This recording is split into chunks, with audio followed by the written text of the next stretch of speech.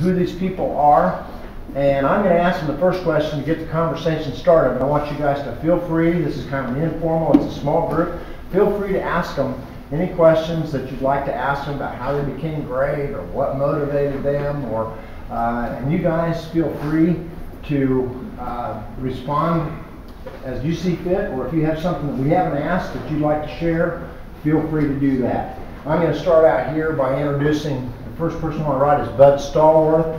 Bud was an All-American basketball player at KU and was a member of the KU team that went to the Final Four. Most valuable player in the Big Eight at one time in his career. One of the all-time greatest basketball players from the University of Kansas, Bud Stallworth.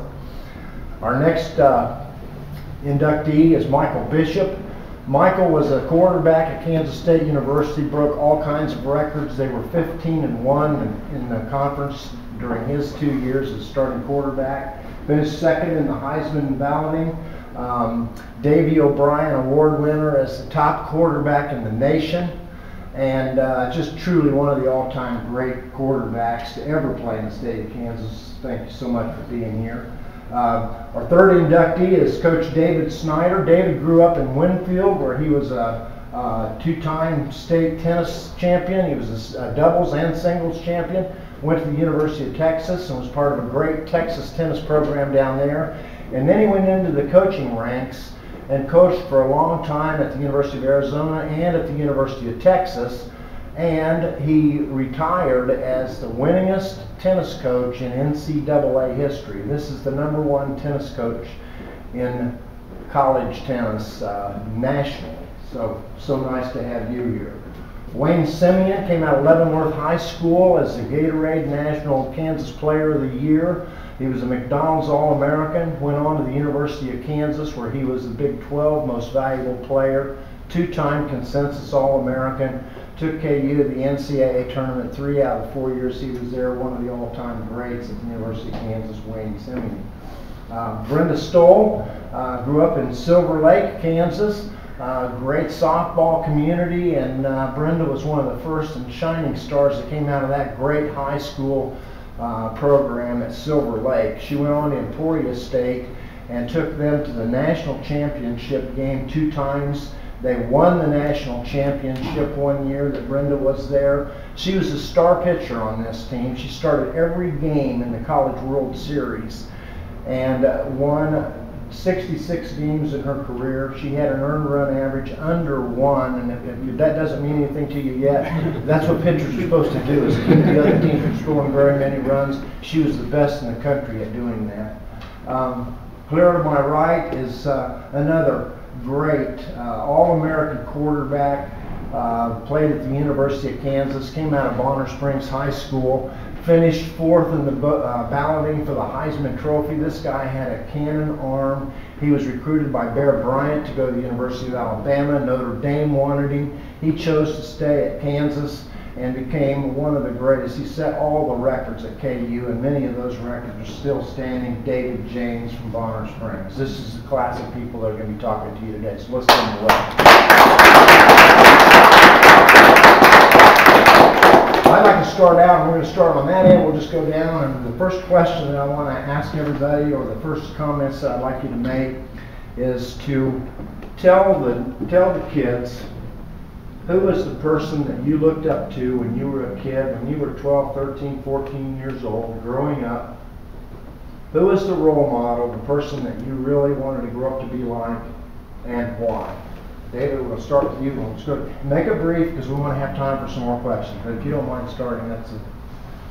Well, just briefly, and I'm going to talk about this in the acceptance speech later, but I was fortunate enough when I was 15 years old to run into a man by the name of Hank Strand, and he was the head coach of the Kansas City Chiefs. And he knew I could throw the ball and I wanted to be a good quarterback. And so he invited me when I was 15 years old to come and spend the entire summer with the Chiefs during the training camp and work out with them and be a part of that. And that situation kind of propelled me into the idea and the focus on trying to be a really good quarterback and going to college. So I would say to all of you, if you can find, I don't know if you all know what a mentor is, but it's someone who has experience that does the things that you aspire to do, and they'll help you to get to where you want to go. And if you can find a mentor in your life, that's a huge, huge advantage. You know, I have to say that at that age, at age 14, especially when I think of softball, the person that influenced me by far the most was my dad. If there were softball books on how to pitch a ball, we didn't find them. And girls didn't have, in my high school, girls didn't have sports at that time. And so there were summer programs, and it was my dad that taught me how to pitch. And he's just very mechanically minded. We went to lots of games. We watched a lot of women's ball and men's ball and other girls play. And he was the one that broke it down and throw. And I really admire both of my parents. They're very hard workers.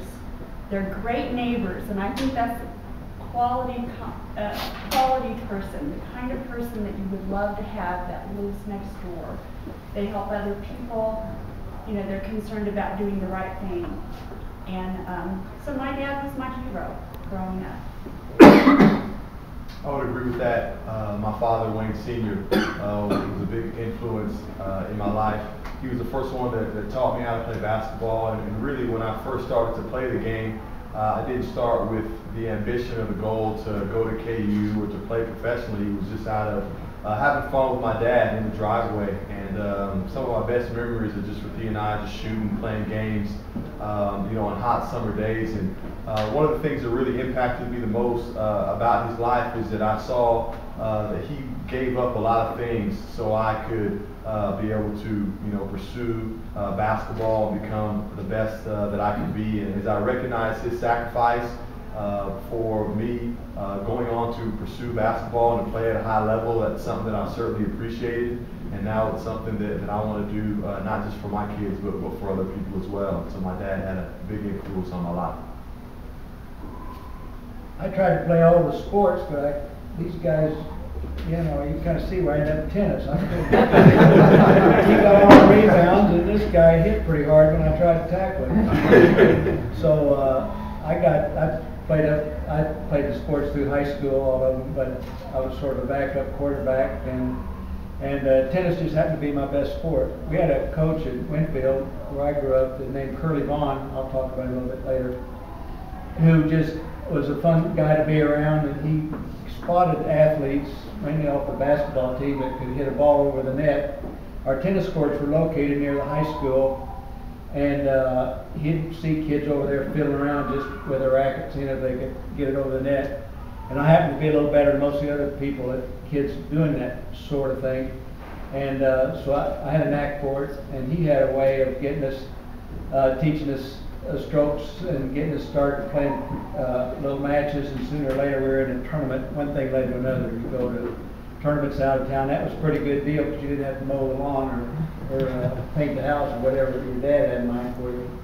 So I kind of migrated towards tennis because it was a sport I had some ability at, and once I started playing tournaments and getting a little recognition, one thing led to another, where I ended up having a pretty good record and getting a college scholarship. And I always wanted to be a coach, and tennis was really my best sport, it turned out. For me, it was my mother. You know, throughout life, you have a lot of people tell you that you can't get it done, you can't do this, can't do that. Whenever I heard those situations, my mom always told me I could, and I took that with heart. And everything that every game, every practice, you know, I always kept it in the back of my mind, you know. And going out, you know, doing games and having fun, but at the same time making sure that my mom was always smiling. So it was a big inspiration in my whole career throughout, whether I played in Kansas, Texas, Canada, NFL, wherever. I always kept it in the back of my mind. So that was my #1 inspiration. Well, I guess mine is kind of twofold. First of all, it was my father also, and sports really, he introduced me to the game. I grew up in a really small town, and didn't have, you know, rec centers or gyms. Our school didn't have a gym until I was a sophomore in high school, so we played outside. But he built me a basketball board, put a pole in the ground, showed me the fundamentals. But the main thing that I got, you know, from him when I was growing up, that playing the sports were great, but he also introduced me to the academic world and also the music world.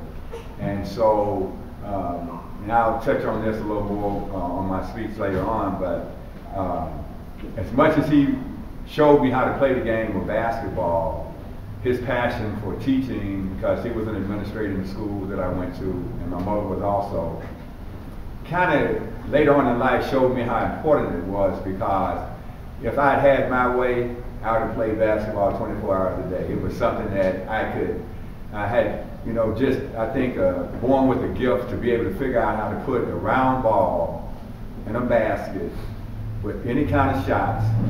I don't know if it's because I grew up playing outside and it was dark, and I was still outside playing, didn't have to worry about the lights, or the basket was crooked. It didn't matter, no nets on the rim, it didn't matter. People, mud was sloppy, it didn't matter. And so that game became my outlet from studying and playing an instrument. And the rest of it kind of fell into place. Again, he made sure that our family, you know, we had everything we wanted. You know, we traveled. I don't know how they did it on the salaries that school teachers made back in those days, but he opened my eyes to other parts of the country. I got to travel to, you know, places that most kids never even see if they grow up in the small town that I did. So I can always, you know, think about some of the things he used to tell me and how life was going to be if I didn't follow some of the things that he asked me to follow. And to this day, you know, I can still hear him, you know, did you do this? Did you do that? And so he was definitely a role model, and I tried to make sure that he was happy about the things I accomplished. Okay. Anybody have questions from the audience? Question for anybody? Don't be shy. This is your chance. I have a question. Okay. Where are they from? That's a They great live in question. Wichita? And